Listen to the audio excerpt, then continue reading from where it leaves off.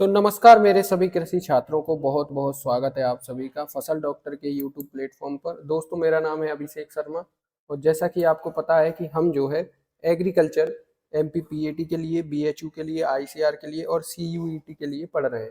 ठीक है दोस्तों, तो ये हमारा आज जो है दूसरा लेक्चर होने वाला है। दोस्तों आशा करता हूँ कि पिछला लेक्चर आपके लिए काफ़ी हेल्पफुल रहा होगा, आपको जो है उससे बहुत नॉलेज मिली होगी। आज जब हम इस लेक्चर को शुरू करेंगे तो हम जो है पहले पिछले लेक्चर का रिवीजन करेंगे। दोस्तों रिवीजन करने के बाद हम नया लेक्चर शुरू करेंगे। वीडियो शुरू करने से पहले आप सभी को एक छोटा सा काम करना है, वीडियो को लाइक, चैनल को सब्सक्राइब और इस वीडियो को अपने दोस्तों के साथ शेयर जरूर करें, क्योंकि ये दोस्तों फ्री का कंटेंट है और मैं आपसे इसका कोई चार्जेस नहीं ले रहा हूँ। मैं यहाँ इस चैनल पे, इस प्लेटफॉर्म पर आपको पूरा पीएटी का कंटेंट फ्री देने वाला हूँ। ठीक है दोस्तों, बस आपको करना क्या है, इसको शेयर करो दबा के। ठीक है दोस्तों, तो बस इतना आपको काम करना है। तो शुरू करते हैं हम आज का अपना लेक्चर। सबसे पहले हम पुराना रिवीजन कर लेते हैं। रिवीजन करने से ये होता है दोस्तों कि आप भी पढ़कर आए होंगे, तो अभी मैं जो है आपको रिवीजन कराऊंगा तो आपको थोड़ा थोड़ा और समझ आएगा। ठीक है, तो पहले रिवीजन और फिर उसके बाद हम शुरू करेंगे अपना नेक्स्ट चैप्टर। तो हमने कल पढ़ा था एग्रीकल्चर से, एग्रीकल्चर क्या होता है। तो दोस्तों एग्रीकल्चर लैटिन भाषा के शब्द किससे बना हुआ है, एगर, एग्री और कल्चरा दोनों से मिलकर बना होता है। एगर एग्री का मतलब होता है मृदा और कल्चरा का मतलब होता है कर्षण क्रियाएं। ठीक है, तो ये क्या हुआ, इसकी डेफिनेशन हुई अपनी मृदा पर की जाने वाली कर्षण क्रियाएं आपकी क्या कहलाती हैं दोस्तों, एग्रीकल्चर कहलाती हैं। ठीक है, अब जो है हम बात करें तो एग्रीकल्चर में हम क्या क्या चीज़ देखते हैं, क्रॉप प्रोडक्शन देखते हैं, एनिमल हस्बेंड्री, मछली उत्पादन और फॉरेस्ट्री, ये सब जो है इसमें हमको देखने को मिलता है। फिर हम बात करें कि एग्रीकल्चर क्या है, तो एग्रीकल्चर एक आर्ट और साइंस दोनों है। मैंने आपको कल भी बताया था, एग्जाम्पल दे के समझाया था। ठीक है, तो पहला फार्मर हमारा कहाँ का था, पहला फार्मर हमारा यूरोप का था। ये ऐसा संभवता है। कृषि की शुरुआत कहाँ से मानी जाती है, तो कृषि की शुरुआत ईस्टर्न एशिया से मानी जाती है। कब, 7500 बीसी में शुरू हुई थी और बीसी और एडी का कॉन्सेप्ट भी हमने समझा था। ठीक है, सबसे पहले व्हीट और बार्ले की खेती की गई थी। खरीफ, रबी और जायद तीनों अरबी भाषा के शब्द हैं, ये आपको अच्छे से याद होना चाहिए कि खरीफ, रबी और जायद तीनों किस भाषा के शब्द हैं, तो ये आपके अरबी भाषा के शब्द हैं। इसमें जो आपका एग्रीकल्चर है वो कृषि से संबंधित होता है, हॉर्टिकल्चर आपका उद्यान से संबंधित, फ्लोरिकल्चर आपका फूलों से, ओलेरिकल्चर आपका सब्जियों से और सॉर्ट कल्चर आपका घास से संबंधित है। और ये जो है लैटिन और ग्रीक शब्द हैं और इनके बारे में मैंने आपको एक ट्रिक बताई थी, तो वो ट्रिक आपको समझ आई होगी कि कैसे एग्रीकल्चर को लैटिन बोलते हैं, कैसे एग्रोनॉमी को ग्रीक बोलते हैं। ठीक है, एग्रोनॉमी शस्य विज्ञान से है, पोमोलॉजी आपका फल विज्ञान से, एंटोमोलॉजी कीट विज्ञान से, पैथोलॉजी आपका रोग विज्ञान से संबंधित है। वहीं सोइल आपका मृदा विज्ञान से संबंधित है और टोपोग्राफी आपका भू आकृति विज्ञान से। ठीक है, और ये हमने जो है कल्चर जो है लैटिन से होता है, नॉमी ग्रीक से, लॉजी लॉजी और नॉमी दोनों ग्रीक ग्रीक शब्द होते हैं। ठीक है दोस्तों, और जो पोमोलॉजी है वो एक प्रकार का अपवाद है, ये आपका लैटिन शब्द होता है, तो ये हमने कल समझा। ठीक है, फिर हम बात करते हैं कि जो एग्रोनॉमी है, एग्रोनॉमी आपका ग्रीक भाषा का शब्द है। किन किन शब्दों से मिलकर बना है, तो एग्रोस से मिलकर बना है और नोमोस से मिलकर बना है। एग्रोस का मतलब होता है फील्ड, नोमोस का मतलब होता है मैनेजमेंट।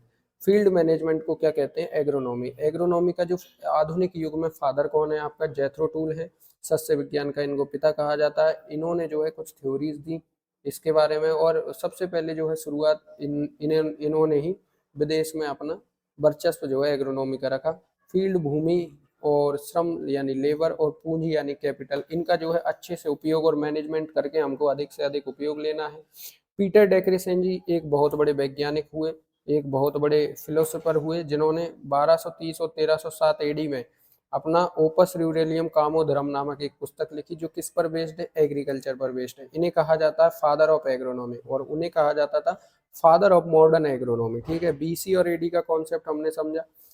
क्रॉप यानी क्या होती है, फसल। क्रॉप या जैसे फसल कहते हैं, उसका क्या डेफिनेशन अगर हमको बोला जाए कि डेफिनेशन क्या होता है, तो भूमि तैयार कर उगाए जाने वाले विशेष प्रकार के पौधे जो खेत में लगाए जाते हैं उन्हें कहते हैं हम क्रॉप। फिर हमने वर्गीकरण किया, क्लासिफिकेशन बेस्ड ऑन ऋतुओं के आधार पर यानी सीजन के आधार पर। तो कितने सीजन होते हैं, खरीफ होता है, रबी होता है और जायद होता है। ठीक है, फिर उसके एग्जाम्पल हमने यहाँ आपको बताया।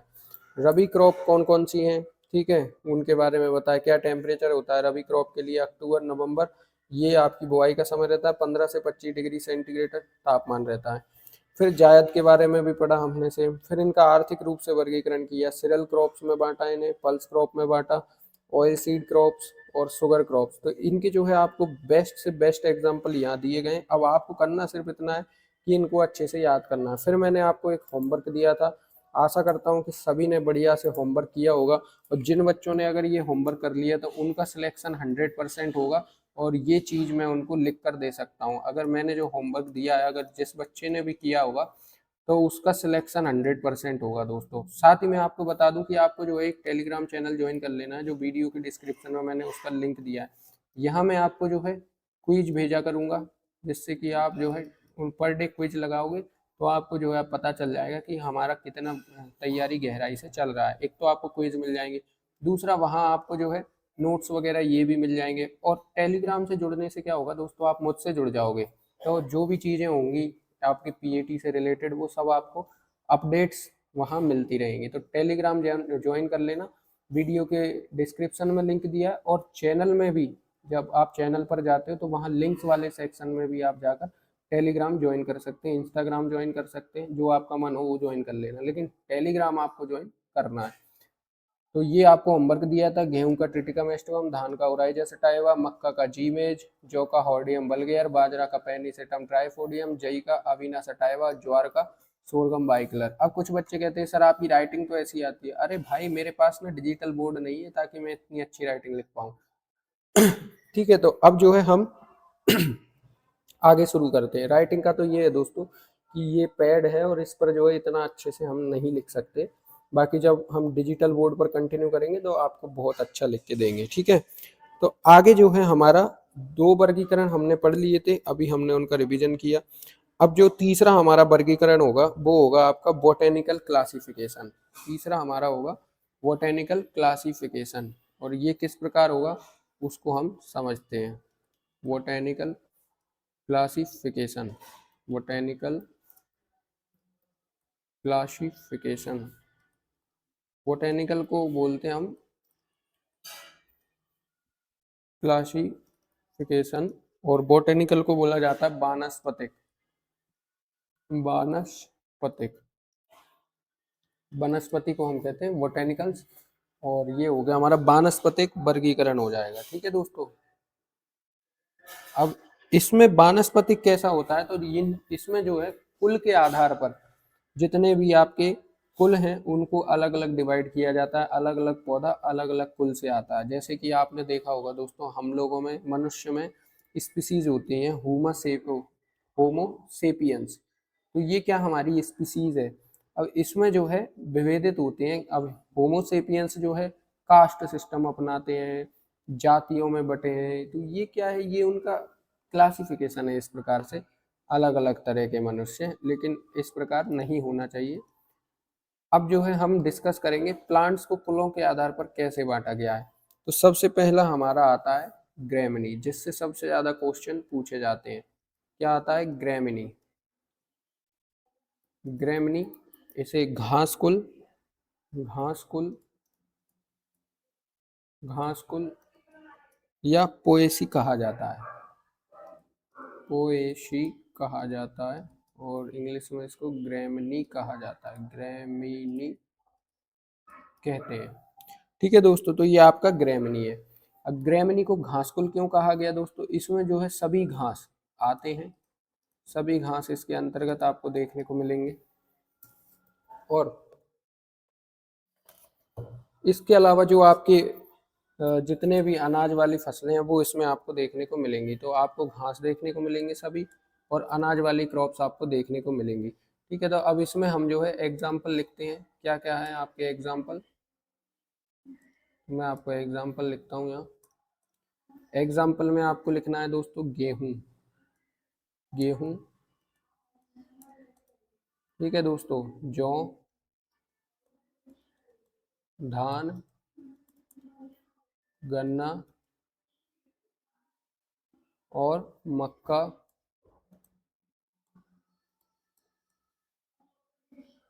ज्वार, बाजरा। इतनी क्रॉप्स जो है घासकुल पोएसी में आती, और भी आती, और सभी प्रकार के घास इसमें पहले ही लिख लेना, जैसे मैंने यहाँ बताया घास कुल क्यों बोला जाता है? क्योंकि सभी घास इसमें आते हैं। तो ये आपका एग्जाम्पल है सभी घास। ठीक है दोस्तों। फिर इसके बाद जो है दूसरा कुल है हमारा दलहनी, जिसे लेग्यूमिनेसी कहते हैं। अब इससे क्वेश्चन कैसे आता है कि ग्रेमनी फैमिली में कौन कौन आता है, तो ये आपके ऑप्शन रहेंगे। फिर वो पूछेगा पोएसी फैमिली में कौन आता है, तो आपके ऑप्शन ये रहेंगे। ठीक है, घासकुल किसे कहा जाता है, तो जिनमें ये लोग आते हैं इनको घासकुल बोलेंगे। तो इस प्रकार आपके जो है क्वेश्चन आएंगे। आपको बस करना क्या है, थोड़ा सा बस पढ़ना है और एक बार समझना है कि कौन कौन से कुल से आता है अपना, बस इतना आपको समझना है, बाकी सब हो जाएगा दोस्तों। ठीक है, तो अगला जो हमारा कुल है उसको कहते हैं दलहन कुल। और दलहन कुल जो है हमारा, इसको इंग्लिश में बोलते हैं हम लेग्यूमिनोसी। दूसरा है आपका दलहन, दलहन वर्गीय, दलहन वर्गीय इसे बोलेंगे हम लेग्यूमिनोसी, लेग्यूमिनेसी। ठीक है दोस्तों, लेग्यूमिनेसी को हम पेपलियोनियेसी भी कहा जाता है, पेपलिनियेसी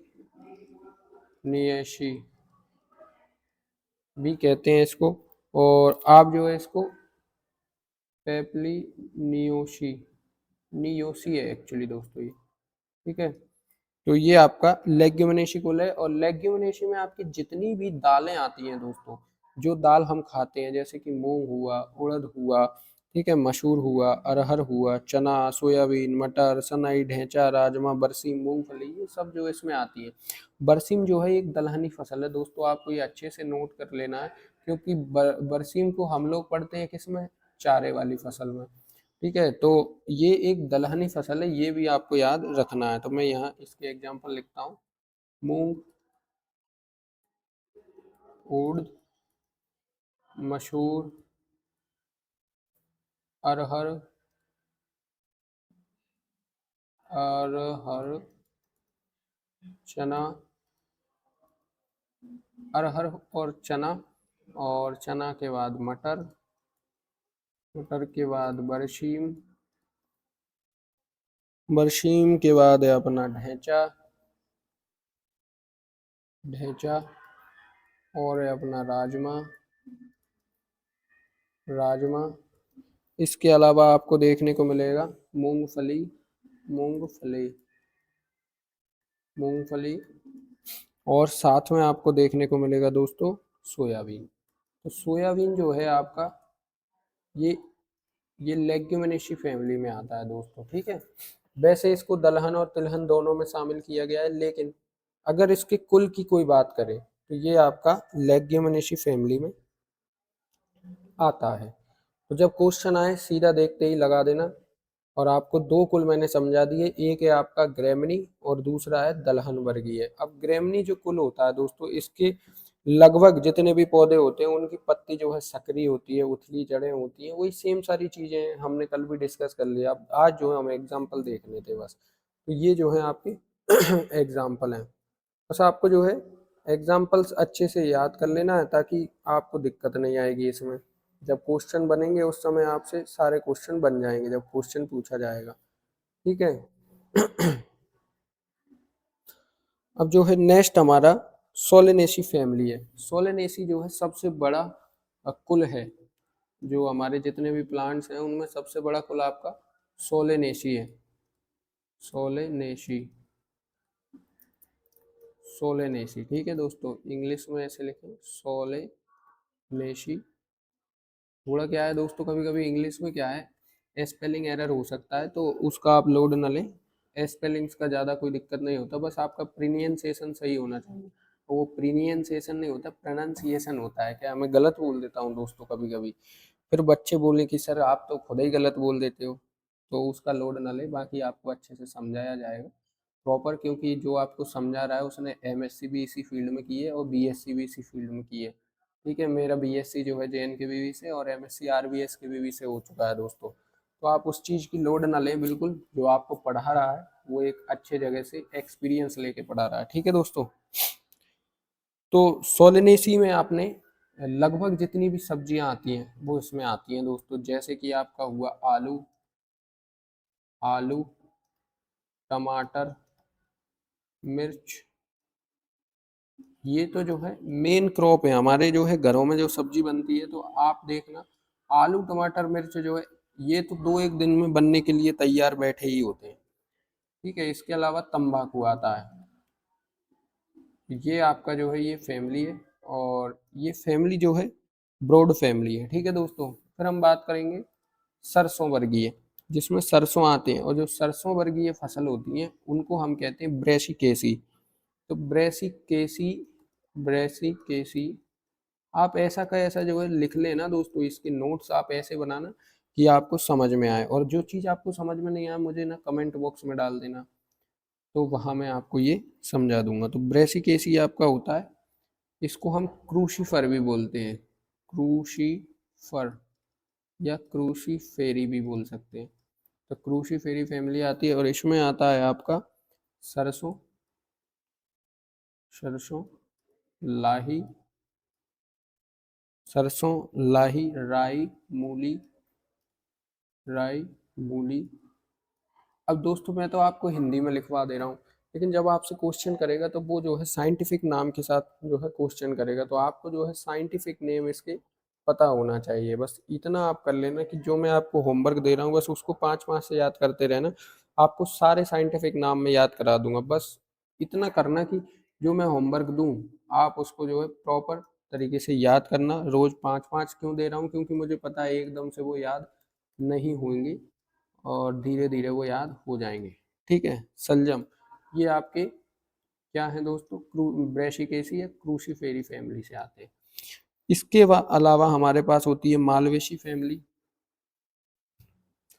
मालवेशी फैमिली जो नेक्स्ट है हमारी, वो क्या है, मालवेशी फैमिली। मालवेशी फैमिली इंग्लिश में आप ऐसे लिख सकते हैं, मालवेशी फैमिली। ठीक है दोस्तों, इसमें आपका कपास, पटसन, भिंडी, गुड़हल, ये सब इसके एग्जाम्पल हैं। कपास, कपास, पटसन और भिंडी। दोस्तों मैं लिखने में इतनी मेहनत कर रहा हूँ और एग्जाम्पल आपको दे रहा हूँ, इसका सीधा मतलब ये है कि मैं नहीं चाहता कि कोई भी एक सिंगल सा एग्जाम्पल तुमसे छूटे, क्योंकि क्वेश्चन जो है सब यहीं से बनते हैं। तो मैं आपसे बस इतना गुजारिश करूंगा कि आप जो है इन चीज़ों को अच्छे से नोट करके अच्छे से पढ़ें, क्योंकि लिखने से कुछ नहीं होगा जब तक आप पढ़ोगे नहीं। डेली क्लास लगाने से पहले एक बार पुराना रिवीजन करो, जैसे कि आज मैंने आपको रिवीजन कराया। मेरे रिवीजन कराने के पहले भी आपको जो है अच्छे से पढ़ के आना है। जब मैं रिवीजन कराऊंगा उस समय तो बस आपको थोड़ा क्विकली रिवीजन करना है, वो तो हमें 2 या 3 मिनट में बस रीड करना है। रीड करने का मतलब ये है कि तुम जो पढ़ कर आओगे ना, और वो मैं बोलूँगा यहाँ, तो वो तुम्हारे दिमाग में क्लिक करेगा, और जब कोई चीज़ हमारे दिमाग में री-क्लिक करती है तो वो और अच्छे से याद हो जाती है, तो हम उसको करेंगे।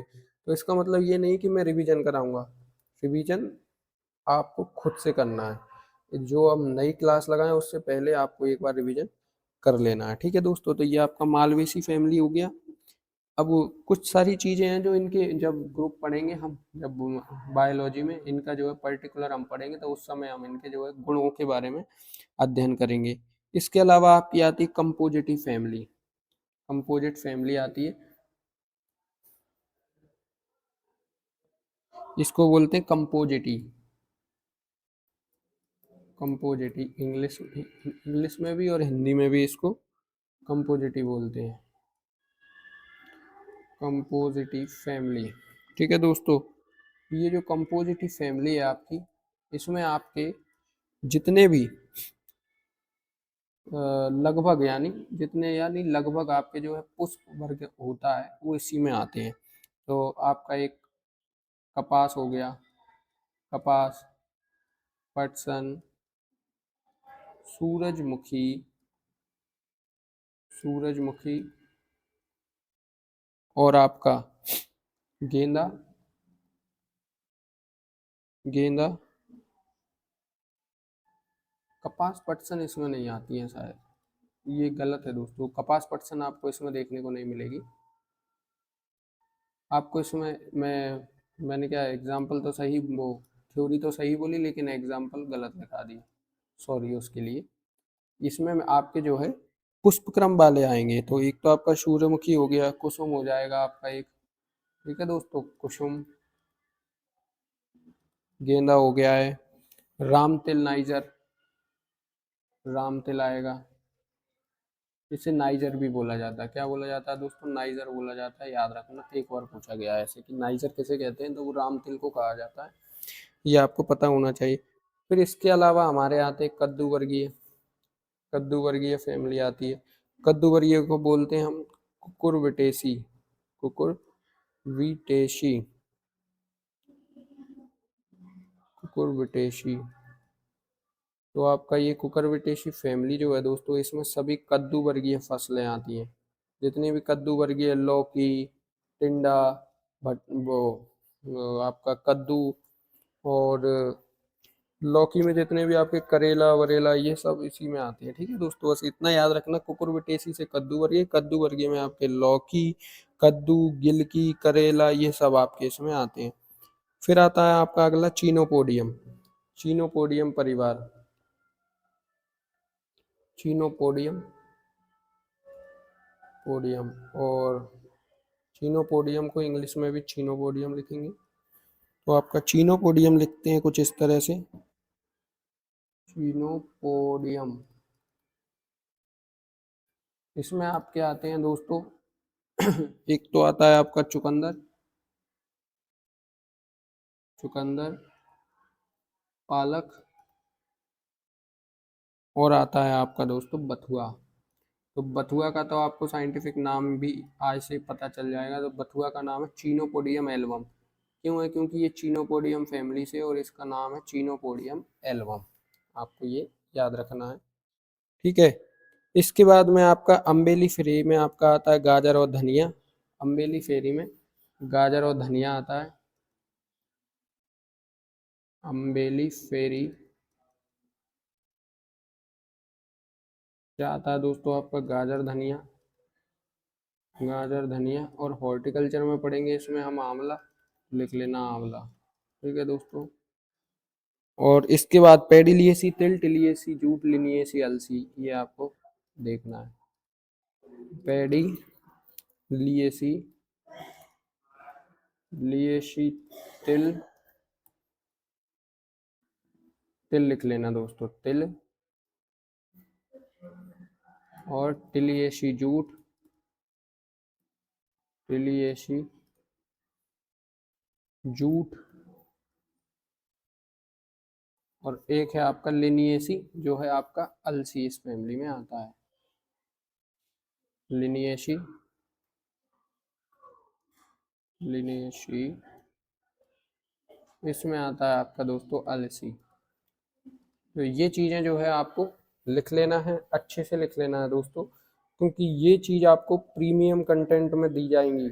मतलब कोई अगर आपसे फीस लेकर आपसे जो है कोचिंग करा रहा है, तो वहाँ आपको ये चीज़ें देखने को मिलेंगी, आपको ये यूट्यूब पर नहीं मिलेंगी।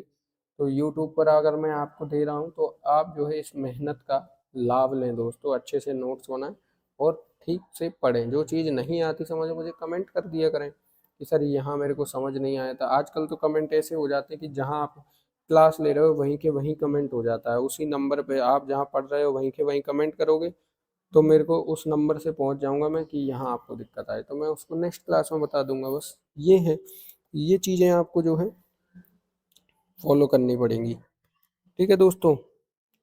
अब इसके बाद जो है विशेष उपयोग के आधार पर भी हम वर्गीकरण करेंगे। विशेष उपयोग जैसे क्या हो सकता है दोस्तों, तो वो मैं आपको बताता हूँ विशेष उपयोग क्या होते हैं। मान के चलिए मैंने एक क्रॉप ग्रो की, एक क्रॉप ग्रो की, और ये क्रॉप जो है मैं खाने के पर्पज से ग्रो कर रहा हूँ। किस पर्पज से? खाने के पर्पज से। मुझे जो है ये बेचनी नहीं है। तो जब बेचनी नहीं है तो ये खाने के पर्पज से हो गई, तब हम क्या कर रहे हैं दोस्तों? तब हम जो है इंडिविजुअल फार्मिंग कर रहे हैं, और इसको बोलते हैं जीवन निर्वाह कृषि। क्या बोलते हैं? जीवन निर्वाह कृषि। तो ऐसी फसलों को बोलते हैं जीवन निर्वाह फसलें, जीवन निर्वाह कृषि। ठीक है। मान के चलिए कि मुझे बस खाने के लिए चाहिए, लेकिन अब मैं जो है खाने की बजाय, और मैं चाहता हूँ कि मैं खाऊंगा नहीं, मैं सिर्फ बेचूंगा और मुझे पैसे चाहिए, तब हम क्या ले रहे हैं? कैश क्रॉप ले रहे हैं। तब हम क्या ले रहे हैं? कैश क्रॉप, नकदी फसलें ले रहे हैं। नकदी फसलें क्या होती हैं वो मैं आपको बताऊंगा। उसके बाद जो है एक और आती है आपकी कैच क्रॉप। कैच क्रॉप क्या होती है दोस्तों? तो कैच क्रॉप होती है आपकी ऐसी फसलें जो मुख्य फसल के आने से पहले हमें जो अधिक आमदनी प्राप्त हो जाए हमें, इस चक्कर में हम जो है उसी मुख्य फसल के बीच में कुछ इंटर क्रॉप्स लगा देते हैं, उन्हें हम कहते हैं कैच क्रॉप। फिर आती है कुछ कवर क्रॉप। कवर क्रॉप क्या करती हैं दोस्तों? ये मृदा संरक्षण करती हैं। और कैसे करती हैं जब हम इसको पढ़ेंगे, यानी अभी पढ़ेंगे तब मैं आपको समझाऊंगा। फिर आती हैं हरी खाद वाली फसलें। ठीक है, हम खाने की बजाय किसके लिए ग्रो कर रहे हैं? इन सब चीज़ों के लिए, यानी ग्रीन मैनुअर्स के लिए। तो अलग अलग प्रकार से इनके अलग अलग तरीके हैं। अब इन सब के बारे में मैं आपको बताऊंगा। इसके अलावा और भी हम क्रॉप्स लेते हैं, जैसे कि हम ले रहे हैं एक ट्रैप क्रॉप। ट्रैप क्रॉप ये क्यों ले रहे हैं? तो ये ट्रैप करने के लिए लगाई जा रही हैं। फिर होती हैं हमारी सूचक फसलें। सूचक फसलें किस लिए लगाई जाती हैं? तो सूचक फसलों को कहा जाता है इंडिकेटर क्रॉप। सूचक यानी इंडिकेटर। इंडिकेटर कैसे लिखते हैं? यानी केटर लिखते हैं, इंडिकेटर। इंडिकेटर लिखते हैं, ठीक है दोस्तों। और एक आती है आपकी प्रे और स्मोदर क्रॉप। प्रे और स्मोदर क्रॉप। प्रे और स्मोदर क्रॉप। स्मोदर क्रॉप। और अगला है आपका हब क्रॉप, यानी इसे नाभि क्रॉप कहा जाता है, हब क्रॉप। तो इनके बारे में हम समझेंगे। सबसे पहले हम चलते हैं तो हम पढ़ेंगे कैश क्रॉप के बारे में। सबसे पहले जो है हम किसके बारे में समझेंगे? कैश क्रॉप के बारे में। क्या होती है आपकी कैश क्रॉप? तो चलिए पहले हेडिंग बनाइए दोस्तों, उपयोग के आधार पर फसलों का वर्गीकरण।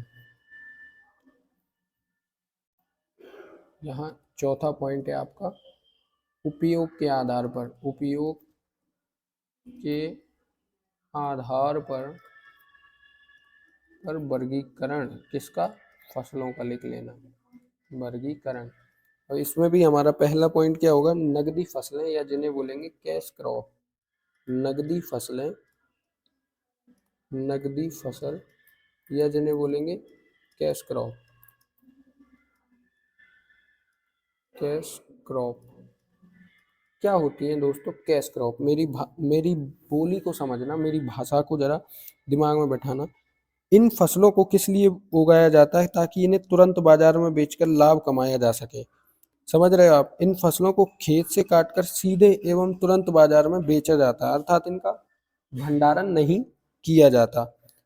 मतलब ऐसी फसल जिसका हमें भंडारण ना किया जा सके और तुरंत बाजार में बेच दिया जाए। इधर काटो और उधर बाजार में बेच दो।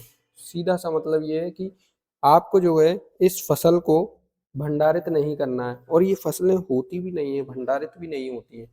ठीक है, तो ये ऐसी फसलें हैं जिनको तुरंत बेचकर जो है हम मुनाफा कमा लेते हैं। अब कौन कौन सी ये फसलें हैं, तो उनके एग्जाम्पल्स आपको जो है पता होने चाहिए, क्योंकि वह पूछता है कि निम्न में से कौन कैश क्रॉप है। तो आपको बस जो है एग्जाम्पल अच्छे से पता होना चाहिए। साथ ही जो मैंने अभी बोला है वो थ्योरी आप लिख लेना दोस्तों। मैंने जो अभी बोला वो थ्योरी आप अच्छे से लिख लेना। क्या होती है नकदी फसल? इनको तुरंत बाजार में बेचा जाता है, बेचकर लाभ कमाया जाता है। इन फसलों को काट कर सीधे एवं तुरंत बाजार में बेचे आएंगे और इनका हम भंडारण नहीं करेंगे। अब लिखें इसके बारे में। क्या होती है आपकी? एक तो दोस्तों आपका गन्ना है। गन्ना एक ऐसी क्रॉप है कि इसको आप भंडारित नहीं कर सकते। नहीं क्या कर सकते? आप इसको भंडारित करोगे तो ये खराब हो जाएगा। आलू जो है भंडारित तो होता है, लेकिन किसान के पास आलू भंडारित नहीं होता है। फिर हमारा कपास आता है, कपास। चाय और कॉफ़ी आती है आपकी, चाय कॉफ़ी। चाय कॉफ़ी, नारियल, नारियल, और आपकी रबर आती है। तो ये सारी चीज़ें आपको देखने को मिलेगा। रबर है, नारियल है। क्या कभी आपने नारियल का भंडारण देखा है? नहीं देखा है। नारियल जहाँ से आता है सीधा जो है ये कंजप्ट होने के लिए आता है। जहाँ से चला वहाँ से सीधा जो है हमारे पेट के लिए बनकर आता है। गन्ना भी हमारा सीधा आता है और इसका कहीं शक्कर बन जाती है। कुछ हम लोग खा पी लेते हैं, जैसे कि अभी गर्मियों में हम गन्ने का काफ़ी इस्तेमाल करते हैं। आलू है, कपास है, चाय कॉफ़ी है, और रबर, ये ऐसी चीज़ें हैं जिनको तुरंत बेचकर हम लोग लाभ कमाते हैं। तो अब आपको नकदी फसल समझ में आ गई होंगी दोस्तों। इसके बाद हम चलते हैं कैच क्रॉप के बारे में। सॉरी। तो अभी आपको कैच क्रॉप के बारे में समझाया जाएगा दोस्तों। कैच क्रॉप क्या होती है, तो हेडिंग बना लें, कैच क्रॉप, या इसको बोला जाता है ग्राह्य फसलें। ग्राह्य फसलें, ग्राह्य फसलें या जिन्हें कैच क्रॉप बोला जाता है। आखिर क्या होता है कैच का मतलब, कैच क्रॉप, ठीक है।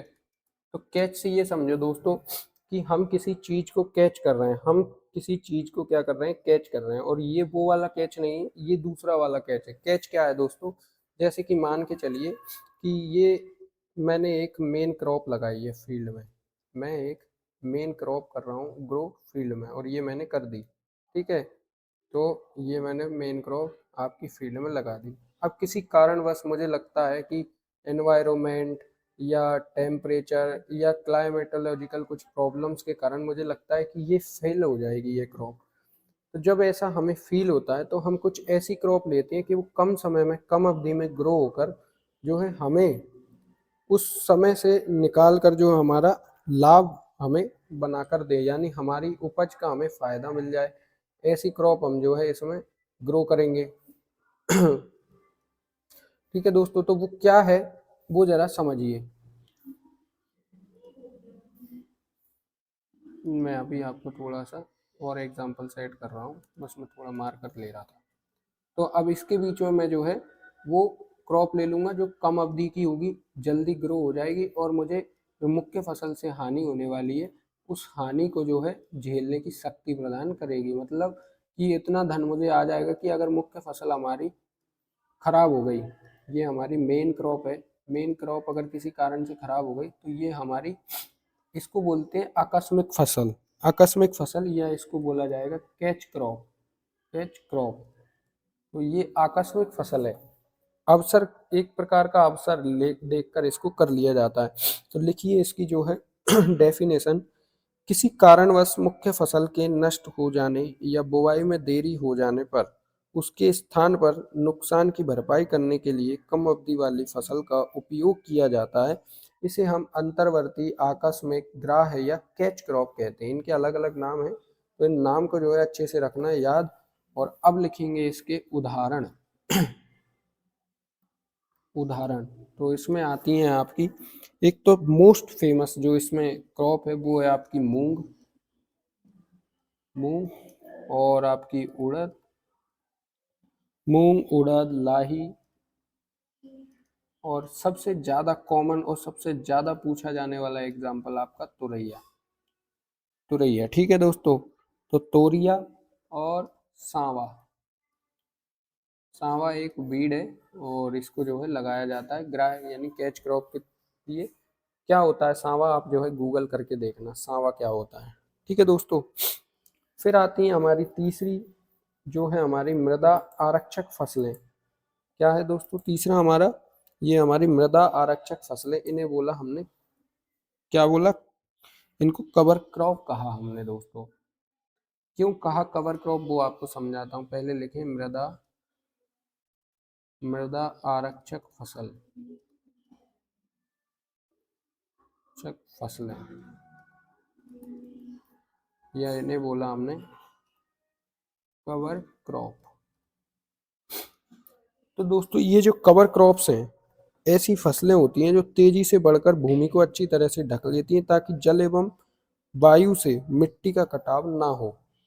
क्या होते हैं, तेजी से बढ़कर भूमि को अच्छी तरह से ढक लेती हैं ताकि जल एवं वायु से मिट्टी का कटाव ना हो, मृदा आरक्षक फसलें कहलाती हैं। तो जो मृदा की आरक्षक फसलें हैं वो तेजी से बढ़ जाती हैं दोस्तों, और ये कैनोपी बना लेती हैं। कैनोपी बनाने से हवा, मिट्टी का, हवा का और बारिश का सीधा अटैक जो है मिट्टी पर नहीं होता है, जिसके कारण मिट्टी का कटाव, कटाव और रिसाव, कटाव और रिसाव जो है नहीं होता है। इन्हें बोलते हैं हम कवर क्रॉप। कवर क्रॉप क्या करती हैं दोस्तों, ये मेन इनका जो ऑब्जेक्टिव है वो है, ये जल एवं वायु से मिट्टी का कटाव ना हो उसके लिए प्रैक्टिस करती है। तो जो आपकी मृदा आरक्षक फसलें यानी कवर क्रॉप्स हैं, इसमें आपके उदाहरण हैं मूंग, उर्द, लोबिया और आपका सोयाबीन। ये आपके जो है मेन एग्जाम्पल्स होंगे इसमें, और इन एग्जाम्पल्स को आप जो है याद करना है दोस्तों। और मैं जैसे जैसे कहते चल रहा हूँ वैसे वैसे अगर आप याद करते चले ना, तो आपके सिलेक्शन को कोई नहीं रोकने वाला दोस्तों। ये बात जो है आप ध्यान रखें। Wait a minute. ठीक दोस्तों, तो बस आपको जो है मैं जो कहते जा रहा हूँ वो चीज़ें आपको अपनाना है, और आपका सिलेक्शन जो है होकर ही रहेगा। अब बात करते हैं हरी खाद वाली फसलें। हरी खाद वाली फसलें क्या होती हैं? इन्हें हम जो है ग्रीन मैन्योर क्रॉप्स भी बोलते हैं। क्या बोलते हैं दोस्तों? Green manure crops. Green manure crops, या बोलेंगे इनको हरी खाद वाली फसलें। तो ऐसी फसलें दोस्तों जिनको पहले तो ग्रो किया जाता है, ठीक है, और जब ये अपनी फ्लावरिंग स्टेज पर होती हैं, फ्लावरिंग स्टेज पर यानी इनमें फूल निकलने लगता है, तब जो है इनको फील्ड में जो है दफना दिया जाता है। किससे? जो भी हमारा प्लाव वगैरह चला के हम जो है इसको दफना देते हैं, और ये जो है डीकम्पोज होकर एक अच्छी सी खाद का निर्माण करती है, और वो खाद में जो है पर्याप्त मात्रा में आपका एनपीके कंटेंट होता है। तो ये जो है ऐसी फसलें होती हैं जो ज़्यादा वातावरण से नाइट्रोजन का स्थिरीकरण करती हैं। तो सबसे पहले हम इनको लगाया, और लगाया किस स्टेज पर? फ्लावरिंग स्टेज आने पर हमने जो है इनको कटवा दिया और वहीं फील्ड में इनको दबा दिया, और दबाने के बाद ये क्या करती हैं? खुद को डिकम्पोज करती हैं और फिर जो है एक अच्छा खाद बनाती हैं, और इसमें जो है एनपीके कंटेंट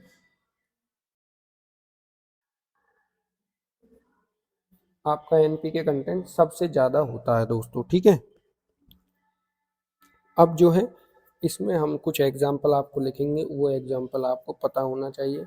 बस जो मैं बोलते जा रहा हूँ उस थ्योरी को आप लिखते चलना, तो आपको कभी भी दिक्कत नहीं आएगी कि ग्रीन मैन्योर किसको कहा जाता है, कवर क्रॉप्स किन्हें कहा जाता है, कैच क्रॉप। आप अगर अभी लिखोगे नहीं दोस्तों तो अभी आपको क्विक तो याद रहेगा, लेकिन एक दो दिन बाद आप जो है भूल जाओगे कि सर ने कैच क्रॉप में क्या बताया था, ग्रीन मैन्योर क्रॉप में क्या बताया था।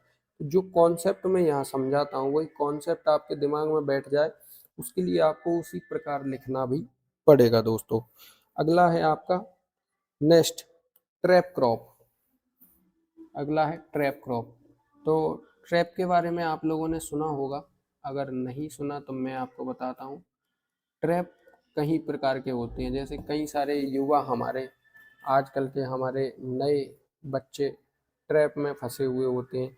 कोई किसी के ट्रैप में होता है, कोई किसी के ट्रैप में होता है, यानी किसी के जाल में या किसी के पास में या किसी के आकर्षण में तुम फंसे हुए, उसे कहा जाता है ट्रैप दोस्तों। और ये ट्रैप जो है केवल मनुष्य में नहीं होता है, हमारे कीटों में भी होता है। तो कुछ हानिकारक कीट होते हैं दोस्तों, जैसे मान के चलिए कि कोई कीट है, और वो कीट किसी पर्टिकुलर फसल को जो है हर बार नष्ट करता है। ये हमारा कीट है, और ये कीट जो है हर बार एक फसल को नष्ट कर देता है। तो इस कीट का हमने जो है आकर्षण देखा कि किस फसल के लिए इसका आकर्षण सबसे ज़्यादा होता है, इसका हमने आकर्षण देखा, और हमने पाया कि ये तो जो है भिंडी पर सबसे ज़्यादा आकर्षण होता है इसका, भिंडी पर। ये है आपका डायमंड बैक मॉथ, DBM। ये आपका DBM है, डायमंड बैक मॉथ है, और ये इसका सबसे ज़्यादा आकर्षण किस पर होता है? भिंडी पर। लेकिन ये नुकसान किसको पहुंचाता है? तो ये नुकसान पहुंचा रहा है कॉटन को। तो हमने क्या किया? कॉटन के चारों ओर लगा दी भिंडी, और जब हमने भिंडी लगाई तो ये सबसे पहले किस पर अटैक करेगा? आपके भिंडी पर। तो भिंडी पर अटैक करेगा तो उससे हमारी मेन क्रॉप जो है बच जाएगी। तो इससे क्या ले लेंगे हम? प्रोडक्शन ऑफ भिंडी जो है इसके लिए लगा देंगे, ताकि ये खा के और चला जाए, क्योंकि उसको तो फूड चाहिए, चाहे मेन क्रॉप दे दे या आपकी सब क्रॉप दे दें। तो ये होता है आपका दोस्तों ट्रैप क्रॉप। और ट्रैप क्रॉप के लिए लिखें आप, अच्छे से डेफिनेशन में आपको सुना देता हूँ। मुख्य फसल को कीटों से बचाने के लिए उसके चारों ओर एक ऐसी फसल लगाना जो मुख्य फसल के कीटों को अपनी ओर आकर्षित कर इन कीटों से मुख्य फसल की रक्षा करे, इसे कहते हैं कीट आकर्षक फसलें। ये हो गया आपको। इसके लिए आपको एक उदाहरण मैं बताता हूँ। उदाहरण लिख लीजिए, कॉटन के चारों ओर भिंडी लगाना। मैंने यही बता भी दिया आपको पहले, कॉटन के चारों ओर भिंडी लगाना, चारों ओर भिंडी लगाना, भिंडी लगाना। किससे बचने के लिए दोस्तों? डीवीएम से, डीवीएम से। ठीक है। एक और लिख लीजिए, हम जो है टमाटर में, टमाटर में गेंदे का प्रयोग करते हैं, गेंदे का उपयोग, टमाटर में गेंदे का उपयोग करते हैं। ये आपकी जो है ट्रैप क्रॉप है। क्या होती है ट्रैप क्रॉप, अब आपको समझ आ गया होगा। इसके बाद हम पढ़ेंगे इंडिकेटर क्रॉप। इंडिकेटर क्रॉप्स क्या होती हैं? तो दोस्तों कुछ ऐसी क्रॉप्स होती हैं जो कुछ न्यूट्रिएंट्स के, पहले मैं यहाँ हेडिंग बता दूं उसके बाद शुरू करेंगे। इंडिकेटर क्रॉप्स, ठीक है, इन्हें बोलते हैं सूचक फसल, सूचक फसल। तो दोस्तों कुछ ऐसी फसलें होती हैं हमारी जो किसी विशेष प्रकार के न्यूट्रिएंट की कमी को दर्शाते हैं। जैसे मान के चलिए कि आपका जो मक्का है, मक्का, तो मक्का जो है नमी को, मक्का नमी के लिए सेंसिटिव होती है। तो नमी की जो है सबसे जल्दी आपको क्या बताएगी? सूचक है ये, सूचक किसकी है? मक्का नमी की सूचक है, किसकी? नमी की। तो ये सबसे जल्दी आपको बताएगी क्या, कि जो है फील्ड में नमी आ गई है, नमी जो है आ गई है। तो मक्का जो है इसका सूचकांक होती है। साथ में आपका सूरजमुखी है, सूरजमुखी आपका बोरान का। तो इस प्रकार जो है कुछ क्रॉप्स होती हैं जो अपने अंदर कुछ ऐसे चेंजेस करती हैं जिससे हमको पता चल जाता है कि ये अब उस चीज़ के बारे में दर्शा रही हैं। जैसे मक्का नमी को इंडिकेट करती है। वहीं अगर चुकंदर बात करें तो चुकंदर जो है सोडियम और मैग्नीज के लिए इंडिकेट करते हैं। तो ये सिर्फ आपको जो है याद कर लेना है। कैसे याद करना है वो मैं अभी आपको लिखवा देता हूँ, कौन सी फसल किस किस को इंडिकेट करती हैं। तो इसकी डेफिनेशन लिख लें, ये फसलें मृदा के अंदर नमी या पोषक तत्व की कमी को शीघ्रता से प्रदर्शित करती हैं। इन्हें क्या कहते हैं? इंडिकेटर क्रॉप्स कहते हैं। अब इसमें आपके जो है एग्जाम्पल आपको इस तरह से लिखना है। एग्जाम्पल लिखें तो सबसे पहला लिखना मक्का, मक्का नमी का, नमी की कमी को प्रदर्शित करते हैं। ठीक है। और सूरजमुखी आपका बोरान का, सूरजमुखी बोरान का, सूरजमुखी बोरान की कमी को प्रदर्शित करते हैं। और बरसीम, बरसीम आपका मोलिब्डेनम की कमी को प्रदर्शित करेगा। और चुकंदर, सपोटा, सपोटा आपका सोडियम और मैग्नीज की कमी को प्रदर्शित करता है। सोडियम और मैग्नीज की कमी को आपका सपोटा यानी चुकंदर। और फूल गोभी यानी कॉलीफ्लावर, ये आपका नाइट्रोजन और कैल्शियम का। ठीक है। और आलू, पोटैटो,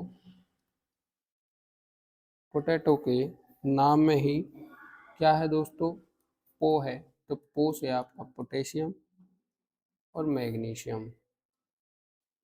ठीक है। तोरिया, तोरिया, तोरिया आपका फास्फोरस की कमी को प्रदर्शित करते हैं। तो ये आपको अगर अच्छे से याद होंगे तो दोस्तों इनमें से लगातार जो है एक या दो क्वेश्चन, एक क्वेश्चन आता ही आता है, दो नहीं, एक क्वेश्चन आता है। और वो दोनों ही तरफ से हो सकता है पूछ ले नमी की कमी को प्रदर्शित कौन करता है, तो आपका मक्का है। ये पूछ सकता है कि नमी के लिए सूचक फसल कौन सी है, तो वो है मक्का है। पूछेगा बोरान की नमी को प्रदर्शित करने वाली फसल है सूरजमुखी। पूछ सकता है कि सूरजमुखी किस तत्व के लिए सूचक फसल है।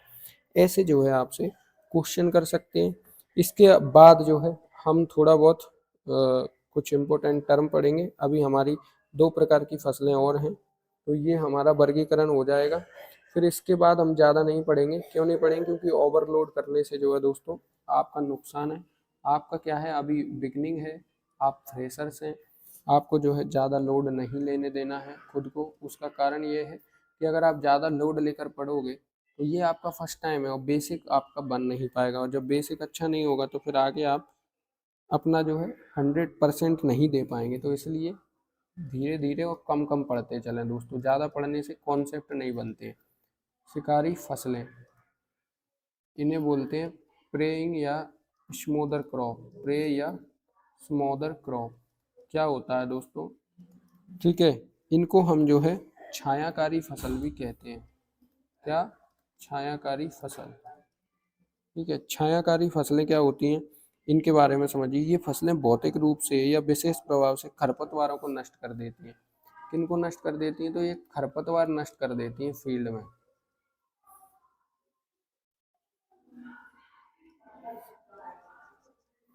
क्या करती हैं दोस्तों? खरपतवार नष्ट कर देती हैं। ठीक है, किस में से? फील्ड में से। तो इनके जो है एग्जाम्पल आपको लिखना है, कौन कौन से हैं आपके।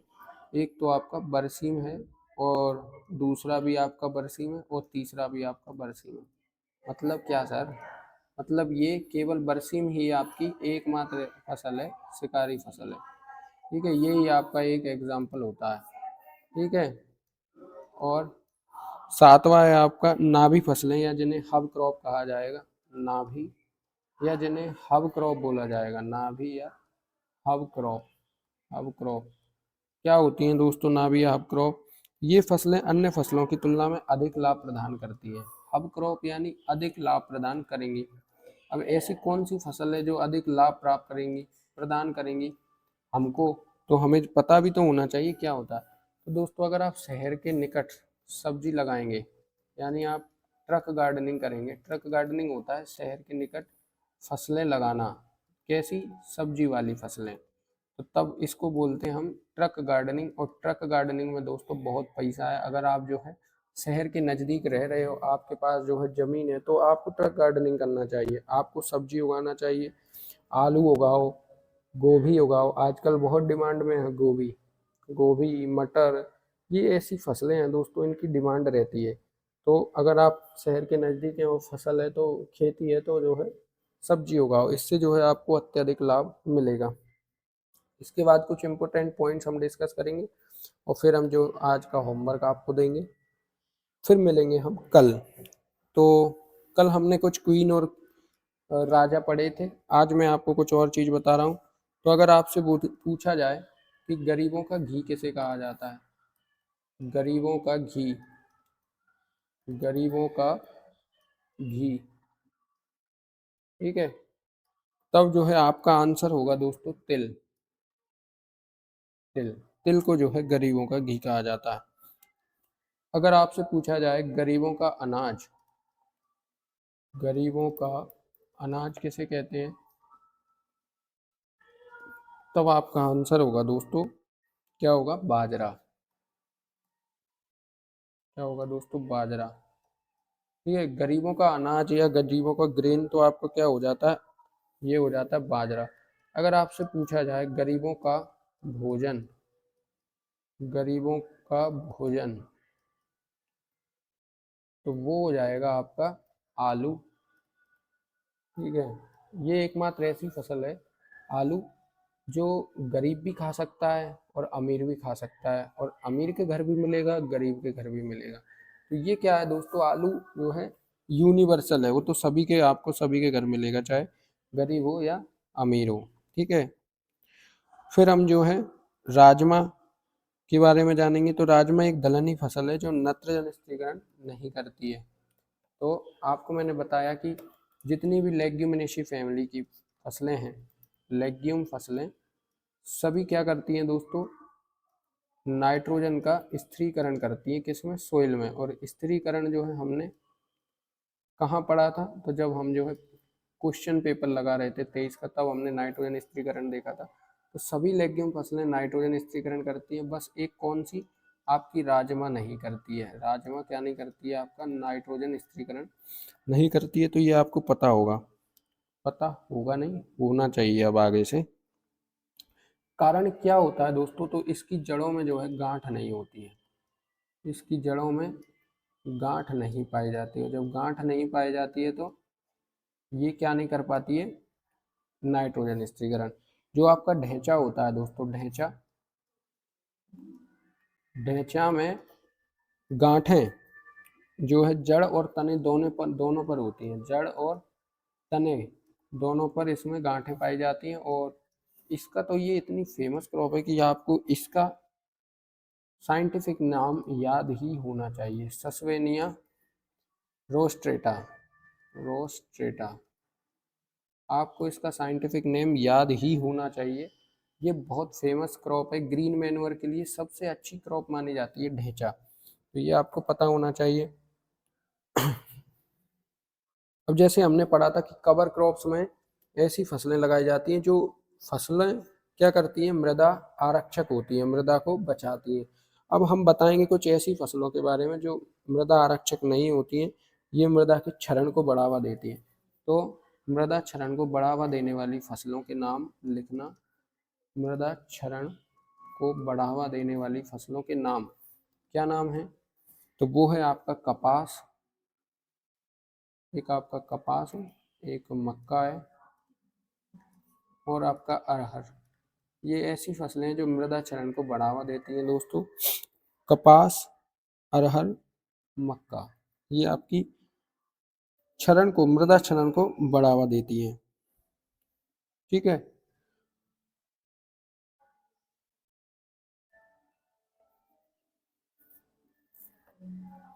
कुछ ऐसी फसल होती हैं जो खरपतवार को बढ़ावा देती हैं, तो ऐसी फसलों को बोलते हैं खरपतवार, वार को बढ़ावा देने वाली फसलों को कहते हैं फाउलिंग क्रॉप, फाउलिंग क्रॉप। और फाउलिंग क्रॉप का अच्छा एग्जाम्पल है आपका, फाउलिंग क्रॉप का एग्जाम्पल है आपका पैडी, यानी कि राइस। राइस क्यों देता है दोस्तों, क्योंकि इसमें पर्याप्त नमी होती है, नमी के कारण आपको जो है ये ज़्यादा से ज़्यादा खरपतवारों को बढ़ावा देते हैं। ठीक है, पशु चारे को जो संरक्षित करके हम आगे खिलाते हैं, जैसे हम पशु चारा काट कर और उसको संरक्षित कर लेते हैं, उसी अवस्था में उसको साइलेज कहा जाता है। तो पशु चारे को, पशु चारे को संरक्षित करके रखना क्या कहलाता है आपका, साइलेज कहलाता है, साइलेज। ये इम्पोर्टेंट पॉइंट्स हैं दोस्तों, इनको आप जो है अच्छे से नोट करें, ये आपके बहुत काम आएंगे। और जब हम पशु चारे को सीधा काट कर खिला दें, मान के चलिए ये तो हमने संरक्षित कर लिया, भंडारित कर लिया, लेकिन पशु चारा सीधा काट कर खिला दे, सीधा खिला दे, तब इसे क्या बोला जाएगा, तब इसे बोला जाएगा दोस्तों, इसको बोलेंगे हम स्वाइलिंग, स्वाइलिंग, हिंदी में स्वाइलिंग, और इंग्लिश में हो सकता है ये गलत हो, तो स्वाइलिंग आप जो है गूगल कर लें क्या है। ठीक है, तो एक एग्रीकल्चर वाले की वीकनेस या तो इंग्लिश होगी, ठीक है, या फिर उसका मैथ वीक होगा। इन दोनों चीज़ों में क्या है, एग्रीकल्चर वाले कमज़ोर होते हैं। मैं भी एग्रीकल्चर वाला हूँ दोस्तों, तो मेरी इंग्लिश थोड़ी सी वीक है, लेकिन मैं जो है कोशिश करता हूँ कि आपको सही लिखूँ। जहाँ मेरे को लगता है कि यहाँ दिक्कत होगी, मैं आपको खुद बोल दूँगा कि आप जो है इसको गूगल कर लें, इसमें कोई बुराई नहीं है। मैं आपको गलत बताऊँगा, कल को आप गलत लिखोगे, क्या मतलब है। इसलिए मैं सीधा बोल देता हूँ कि ये आप जो है गूगल कर लें, इससे ये होगा कि आप तो सही लिखोगे, मेरा गलत है, मैंने बता दिया कि ये गलत है। तो इस प्रकार जो है आपको भी अपनी गलतियाँ लोगों से छुपानी नहीं चाहिए, बता देना चाहिए कि मुझे ये नहीं आता। ठीक है, बताने से क्या होता है, सामने वाले का नम्र भाव आपको मिलता है और वो कहता है चलो कोई बात नहीं। तो ये चीज़ें आपको आना चाहिए ना दोस्तों। और आज हम जो है अपने 5 नाम लिखेंगे, कल हमने जो है अनाज वाली फसलों के 5 नाम साइंटिफिक लिखे थे, अब आज जो है हम दाल वाली फसलों के लिखेंगे 5 नाम। तो इसमें सबसे पहले रहेगा आपका चना, चना, और फिर रहेगा आपका मटर, इसके बाद रहेगा आपका अरहर, और फिर रहेगा आपका उड़द, और फिर रहेगा आपका मूंग, और मसूर। मसूर के बाद आपका देखने को मिलेगा आपको लोबिया, लोबिया, और फिर आपको जो है राजमा, राजमा, और जो है मोठ, मोठ यानी ड्यूग्राम, मोठ, मोठ यानी इसे ड्यूग्राम भी कहा जाता है। तो जो हमारा चना है दोस्तों, चने का हमारा साइंटिफिक नाम है आपका, यहाँ अच्छा सा एक कलर ले लूँ, ग्रीन ठीक रहेगा। चने का आपका साइंटिफिक नाम है दोस्तों साइसर एरिटीनम। क्या है दोस्तों? साइसर, साइसर एरिटीनम, साइसर एरिटीनम आपका साइंटिफिक नेम है। और आपका मटर का साइंटिफिक नेम है दोस्तों पायसम सेटाइवम, पायसम सेटाइवम इसका नाम है। अरहर को बोलते हैं कैजेनस कैजान, अरहर को बोलते हैं कैजेनस कैजान, ठीक है दोस्तों। और उड़द को बोला जाता है बिगना मुंगो, बिगना मुंगो, और मूंग को बोला जाता है बिगना रेडिएटा, बिगना रेडिएटा, और मसूर को बोला जाता है दोस्तों अपना लेंस एस्कुलेंटा, लेंस एस्कुलेंटा, और लोबिया, लोबिया को बोला जाता है दोस्तों बिगना साइनेंसिस, बिगना साइनेंसिस, साइनेंसिस, और राजमा को बोला जाता है फैसियोलस वल्गेरिस, फैसियोलस वल्गेरिस, और मोठ को बोला जाता है अपना बिगना एकांटिफोलिया, बिगना एकांटिफोलिया। तो इस प्रकार ये आज आपका होमवर्क रहने वाला है।